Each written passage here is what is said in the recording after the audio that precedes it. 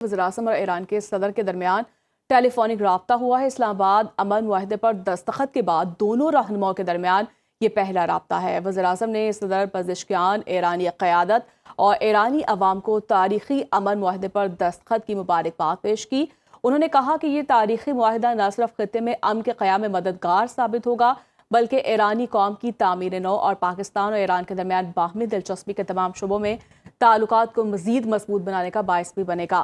सदर डॉक्टर मासूद पज़ेश्कियान ने ईरानी कौम और अपनी जानिब से वज़ीर-ए-आज़म शहबाज शरीफ और फील्ड मार्शल सईद आसिम मुनीर का खुसूसी शुक्रिया अदा किया। उन्होंने कहा कि दोनों शख्सियात ने इंतहाई महारत, अखलास और दानिशमंदी के साथ सालसी के अमल को कामयाबी से हमकिनार करने में निहायत अहम किरदार अदा किया, जिसे ईरान हमेशा कदर की निगाह से देखेगा।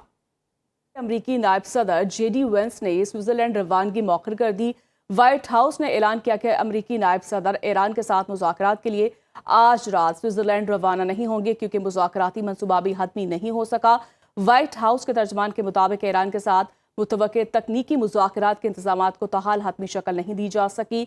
उन्होंने वाज़ेह किया कि अमरीकी वफ़द पहली दस्तयाब फुर्सत में रवानगी के लिए मुकम्मल तैयार है, ताहम मुज़ाकरात की इंतज़ामी और लॉजिस्टिक्स मामलात हमेशा पेचीदा होते हैं। तर्जमान का कहना था कि बातचीत के अगले मरहले के हवाले से जैसे ही कोई ठोस पेशरफ्त होगी, मीडिया को फौरी तौर पर आगाह किया जाएगा।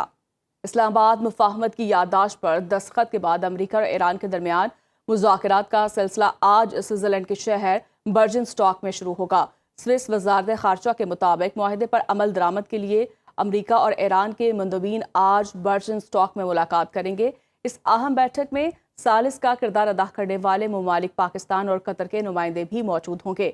ताहम स्विस हुकूमत ने मीटिंग से मुतालिक मज़ीद तफसीलात फराहम नहीं की और ये वाज़ेह नहीं हो सका कि इस बातचीत में फ़रीक़ैन के कौन से मंदोबीन शिरकत कर रहे हैं और ये मुलाकात किस नौइयत की होगी। स्विस वज़ारत ख़ारजा ने अपने नए एलामिये से दीगर ममालिक की शिरकत से मुतालिक बात भी निकाल दी है।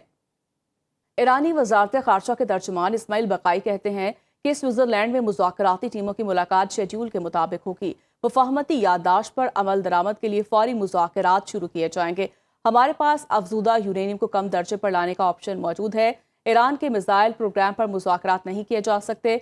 आबना हुर्मस में जहाज़ों को फराहम की जाने वाली खिदमात के बदले फीस वसूल की जाएगी। आबना हुर्मस का मामला ईरान और ओमान की जिम्मेदारी है। ईरान की दिफाई सलाहियतों पर किसी के साथ बात नहीं होगी। इसराइल के लबनान पर हमले मुआहदे की खिलाफ वर्जी तस्वुर की जाएगी।